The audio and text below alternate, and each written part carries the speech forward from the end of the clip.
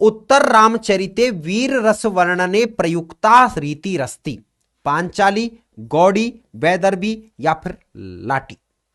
प्रश्न को ठीक से पढ़ लेना, प्रश्न को ठीक से पढ़ लेना कि उत्तर रामचरित में वीर रस के वर्णन में कौन सी शैली का प्रयोग किया गया है, कौन सी रीति का प्रयोग किया गया है, चारों रीतियों में से। क्योंकि सामान्यतः तो हमें याद रह जाता है, लेकिन जैसा ही थोड़ा सा प्रश्न घूमता है हम पूरा की पूरा नाचने लग जाते, नागिन बन के, मैं नागिन तू सपेरा, ऐसा करते हैं।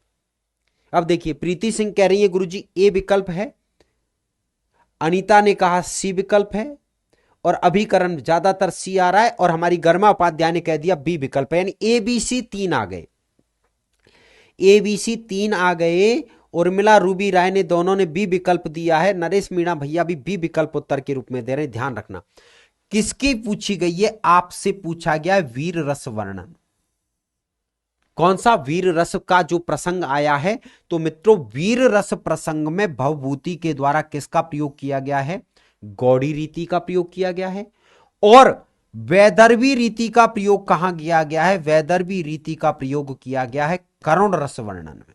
यानी करुण रस वर्णन या करुण रस से जुड़ा हुआ प्रसंग जहां आया है, वहां तो भवभूति ने प्रयुक्त की है उत्तर रामचरित में वैदर्भी रीति, और उत्तर रामचरित में जहां वीर रस का प्रसंग आया है वहां उनके द्वारा अपनी प्रिय रीति यानी गौड़ी रीति का ही प्रयोग किया गया है। गौड़ी रीति पहचान क्या होता है, दीर्घ समास युक्त होती है, बड़े बड़े समास, दीर्घ समस्त पद वाली रीति होती है, वो गौड़ी रीति होती है।